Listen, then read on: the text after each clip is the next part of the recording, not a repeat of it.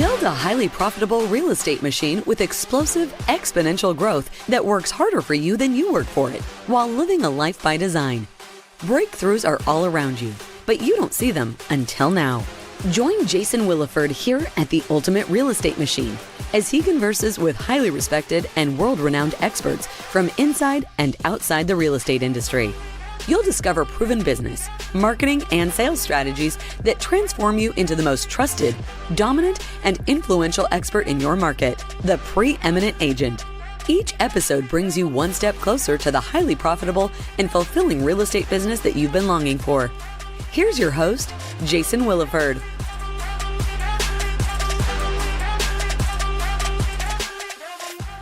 Well, hey, I have another super special guest on today, Mr. Frank Leo of Frank Leo and Associates. His team is the #1 RE/MAX team in Canada and in all the world. Frank Leo, he joined RE/MAX in 1993 during the recession. He was an independent agent. He later created and exponentially grew Frank Leo and Associates, an amazing real estate machine that's composed of great team players within key roles of the organization, including a team of highly skilled listing and buyer specialists. His multi-million-dollar marketing plan is well known and highly respected in the top 1% real estate community. It's been most likely modeled by some of the biggest real estate names in the world. Frank lives and breathes preeminence. He's been a part of the highest level mastermind groups in real estate, and he's a leader amongst those groups. Well, shoot, without further ado, welcome, Mr. Frank Leo. Thank you for having me. And just to clarify, we've hit a lot of targets. We're currently with the #1 team in Toronto and the GTA. Now, Toronto is the 4th largest city in North America, and we are blessed with a real estate population probably in excess of 70,000 agents in our market. Yes. So, I know. Like Atlanta.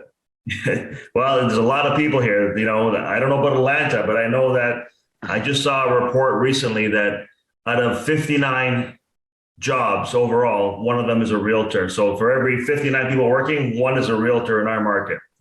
Wow, that's amazing. And we'll get into that a little bit and I just read an article in Real Trends that said that, and this was just 2 or 3 days ago, that we just now hit the threshold of more real estate agents than has ever been in America, ever. Sure. And probably the same way in Canada, no doubt. Also, right? Everybody wants in on the action because they think it's easy. So, that's that maybe will lead into how I got into when I got into the business.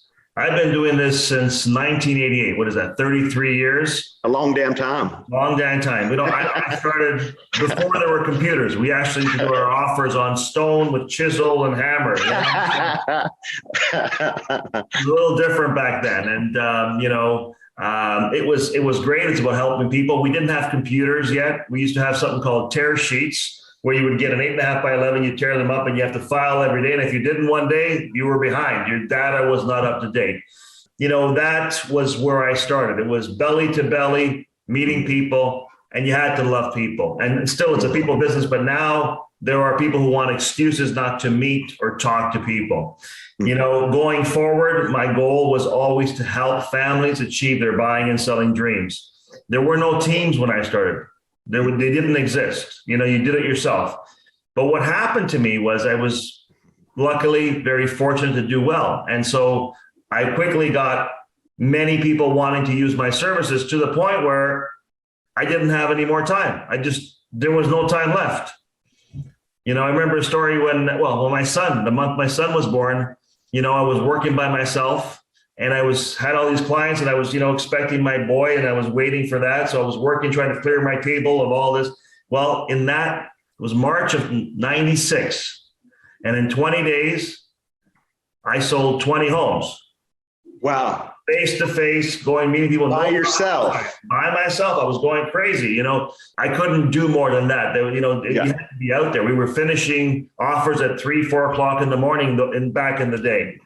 Well, I realized if I couldn't help these people, it didn't make sense to just let them go. So I started getting some help. So I hired one person, and I thought that would relieve the pressure of having too much business. That did. But then what happened was I had more time to work on, being more aggressive with my marketing. And then I had more people again. So I hired more people. And so this, as a need arose, we kept growing. And here we are in 2022. Yeah, and you're not just a real estate agent. You're one of, in my perspective, one of the best entrepreneurs and definitely one of the best master marketers in real estate within the world today. Do you love marketing? Well, you have to love it. But it's a great compliment. Thank you. I wouldn't know about taking it that far. I was just a guy who says, I'm going. That was my perspective. Well, thank you. I appreciate it. Yeah. Well, marketing, you have to love it because it's understanding. It's between it's science and art, and be able to work it in a way where there's a return for you. Because when you're in a market of a big city like we are, it's not cheap. It's very expensive. So I've made mistakes in marketing, but you learn. And I always tell everybody, I know that only 50% of my marketing works. And I heard it somewhere before, so it's not mine. I just wish I knew which 50%, right? but it's a little bit, actually, that's not true.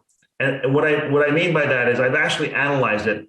You, Jason, will see 50% of what I do. And someone else will see 50% of what I do, but it's a different 50%. So we're reaching different audiences all the time. And the key is to reach the largest audience as a whole. And speak to the audience that you're connect and speak to the audience that you're speaking with. And you're probably testing and measuring, especially early off. I know that you split test and, optimize and see what's working, what's not working. Jay Abraham was on, I have a TV show that's going to be releasing called Agents on Fire, and agents are competing in that. And I'm their mentor, trying to help them exponentially grow their business in a rapid time frame. And Jay Abraham came on as the mentor, what was it, earlier this week or whatnot. And that's one of the things that he said, is that a lot of people feel that marketing is an art. And he said it's not. It is some art, but it's more of a science. So that was funny that you just said that, hey, it really is a science, because, the experimental piece of it, seeing what's working, what's not working, testing, measuring, et cetera, et cetera. I had, and Chad Schwindeman, right? I know, yeah. I was just on a call with him, and it's amazing. He said about the similar thing that you said, is why did he get in real estate? He said he sold 200 homes in 1 year by himself. And I was like, that's crazy, which is just about as crazy as selling 20 homes in 20 days by yourself. But I thought that was really cool that, it was almost similar stories. And he said about this has similar perspective on what marketing is to him as well. How many through the years, how many transactions and how much volume have you approximately done through your career? Do you know? Or did you lose track of count? Thousands of transactions. I mean, I lost track at this point over here. It's almost like there's nothing we haven't seen, but I've surprised the odd time. So, we're still learning. We're still learning, and it's still fun for sure. How was 2021 for you? We had a record year. We were up about 58%. So it's, wow. A crazy market. We are pretty in one of the most restricted, regions, our province, our, state. Canada's different. Well, yeah, they locked us down. We're still under lockdown right now. We're locked up. Wow. And plus, there's some, isn't it in Canada where you're not able to prospect expireds? Yeah, they have rules against cold calling, or, you can't, do not call lists, and we are restricted that way. That's why what I've been focusing on for many years now is good business. Now, I know all the trainers out there say you go prospect and prospect and prospect, and that's like herding cats, that's tough work. Chasing business. Well, you're chasing business, but nobody wants to be chased, right? I mean, it's like versus attracting it. Bees to honey, baby, bees to honey. So they're coming to you and you say, absolutely, I'm more than happy to help you. And so if you can get that kind of business model where they're coming to you and you take care of them, not only do you have to work less, you're working smarter, but you're working happier. So that's one thing that we've focused on, is not only making more sales, but leading a better life of happiness, because you have more time and you're dealing with happier clients. Other than, hey, you were just so darn busy, obviously putting 20 homes under contract in 20 days by yourself. You probably had close to no life, like you mentioned, working till 3 and 4 in the morning. Other than, needing more people, why did you decide to build a team and not be independent anymore? Was it you wanting to get back more freedom, more time for you and your family, or what? Well, look, I love what I do. I'm helping families with one of the biggest decisions in their lives. Financially, you don't spend more than on a home. And so I felt the responsibility. And so I knew I could help. And so I figured if I was able to teach and help agents get to the level that I was with my clients, then we could help more people. Mm-hmm. That's basically it. And you can tell me if I'm wrong, but if I'm hearing you right, it sounds like that you may have even felt like you would have been disserving your community if you would have stayed as an independent agent, because you couldn't have scaled and duplicated yourself, and you couldn't have helped more people. Absolutely. And right now with that scale, so what we have is economies of scale. We have leverage. So now what we do for our clients, an individual could never do. We have a big corporation. Our marketing is a multi-million-dollar marketing. And the reason it's called a multi-million-dollar market, because we invest multi-million dollars to make it happen. It's very simple. Can you tell us a little bit, can you unpack that a little bit more? Well, absolutely. So just to understand, when we take, I did mention to you that we have a lot of agents in our market. The average sale per agent last year was 1.5 or 1.8 transactions. If you divide all the number of agents by the number of transactions. So as you can see, even though we have just under $1 million or $1 million price point, which is not, it's a very good price point. Nice. I'm spending more in a week than the average agent will make in a year. They can't do what we do. So we market on all media. Now, media, marketing is from the Stone Age. It's just getting the word out. But you have to master technology. And so, as I mentioned to you before, we started with no computers. Now computers are a big part of what we do. So we are very big on the computer, on the internet, on digital marketing. Huge. But your website's superior. I looked at it. Oh, thank you. Thank you. But we also do the old school. One of the things we do is print, but it's not just print of any kind, because magazines take 4 to 6 weeks of time to come out, and they're not distributed. We use newspapers that are neighborhood papers delivered to families. That allows for easier access to the homeowners. So people who have homes, we're reaching them every week. I love that. And I agree with you that some things come back around full circle. But prior to real estate, I was in the remodeling industry, and I worked up through the ranks through sales. I became the general manager for one of the locations of, at the time, the second largest remodeling company in America. And we had, I had 20 to 25 telemarketers in the room, had 20 to 25 canvassers. We spent about $300,000-$500,000 a month on big media marketing, TV, radio, just out of that one location. 20 to 25 very high polished ninja sales closers. They had to go through a 2-week training course that was approximately about 60 hours per week. So very disciplined sales system as well. 10-step program, similar system I learned in vacation ownership.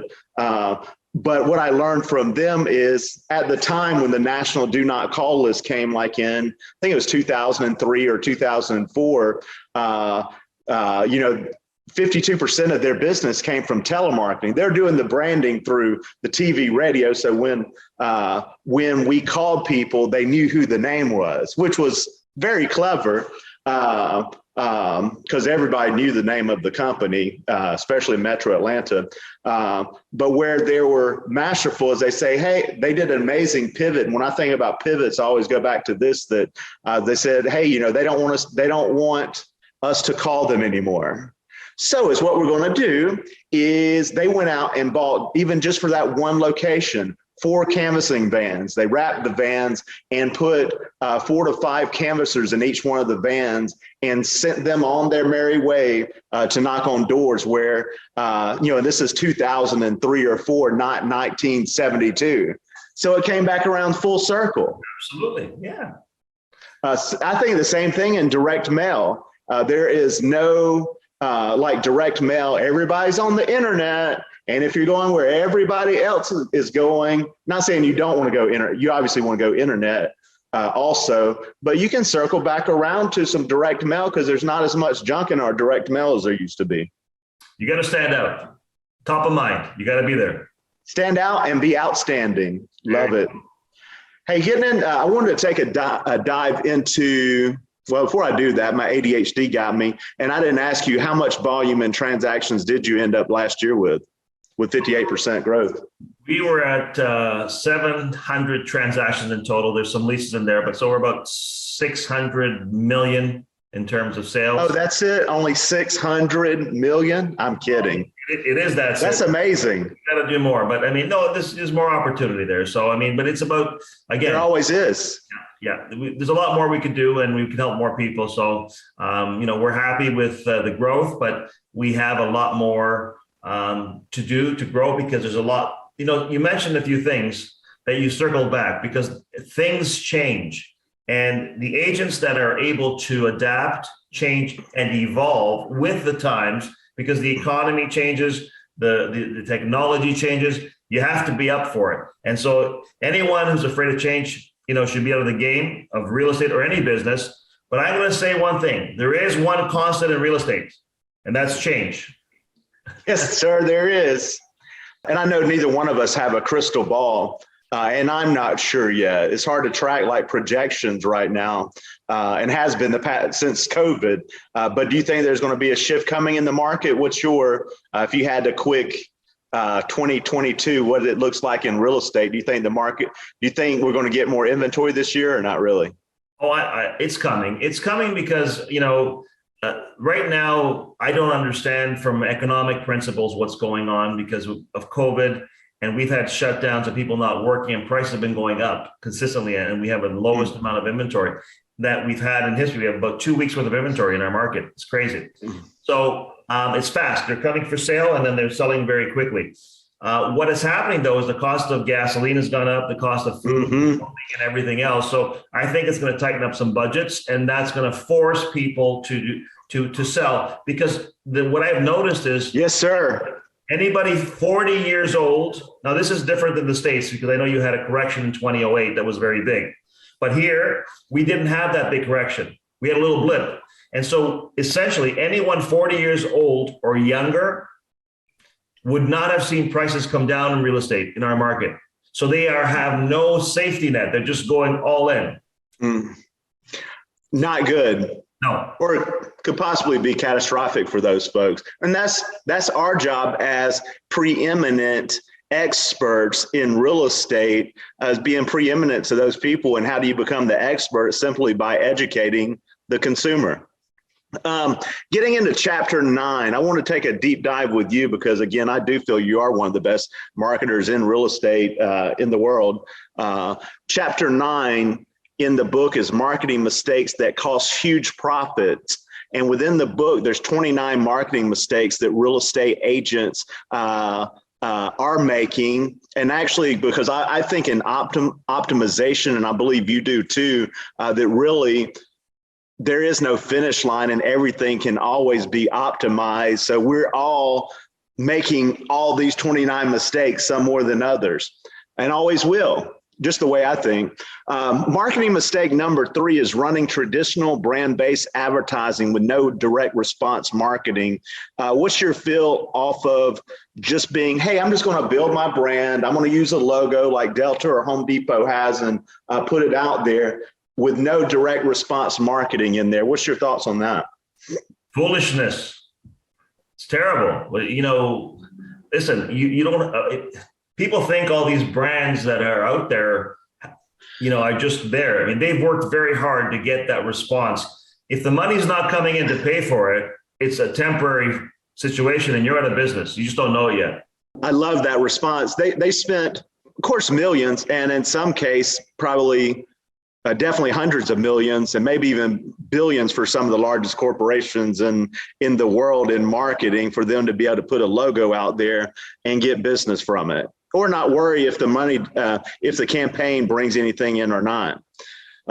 Marketing mistake number 10, not leveraging the power of endorsements, whether it be because you have some amazing, very high level national endorsements, like with the best in the world. I'm sure you have some local high level endorsements as well, whether it be radio, TV, or other folks. But there's also cheaper things that I think when people think of endorsements, they think of those super expensive things, but they can also be a very well-known influencer in the community that's the mayor or doctor, principal, whatever it may be. So what do you think about mistake number 10, not leveraging the power of influencers and endorsements? You gotta surround yourself with great people. And so if you're the smartest or the most recognized person in the room, you're in the wrong room. Amen. Love it. Marketing mistake number 14. Can you go back to maybe a period in your career, which for you is probably years ago, where you didn't know to specifically target your marketing and you were making that marketing mistake that you're being one for all and there was no polarization in your marketing and you weren't targeting your marketing? Can you think of a time in your career where you didn't know at that time and you weren't targeting your marketing? I made mistakes. I've hired the wrong people who didn't deliver on their services and lost thousands of dollars. I can't say I made mistakes, but I did one thing. I'm going to share it with you because I think this is the secret to help people who are starting out. Okay. There's a lot of experts out there that are going to tell you what to do and how to do things. And that's great. And they may have some great ideas, but when you're starting out, you got to understand the market that you want to reach. And the best market, you know what that market is? It's you. What I mean by that is what pulls you in, what makes you act, what attracts you to that brand. Do that it affects you, because then you can have the pulse, the gauge, and that will work because it's working on you, and you will attract similar people to you. Once you master that, then you expand. And a lot of times it starts out with writing the right ad copy. I love copywriting, which is, I believe, the number one skill to have within marketing. And when get really effective at writing ad copy, you're actually attracting the folks that you want to work with, but also detracting the folks that you're maybe not a fit for as well. Marketing mistake number 19, the last one that I wanted to hit with you is, which I would love to hit like all of them with you because it's fun to me. And I know that at a high level what you're talking about. Marketing mistake number 19 is not having an integrated marketing and sales system. I know that we already discussed about your multi-million-dollar marketing system, but do you also have a system in place that your team operates upon to help sellers get more money or helps buyers find the perfect home at a great price? Absolutely. I mean, the systems are key. And I'll be the first to admit, I have lost millions and millions of dollars by not capturing all the opportunities that have come in. Not because I want to, but when it comes in that fast, that quickly, and you're not able to properly handle them in the best possible way. And, so sometimes I was, very successful at getting them to come in, but then when there's too much, I mean, if you have one client, you can do a great job of taking good care of them. 2, 3, 5, when you have 50, you can't, because if you want to duplicate, you can't. So that was the problem. Same thing with agents too. Exactly.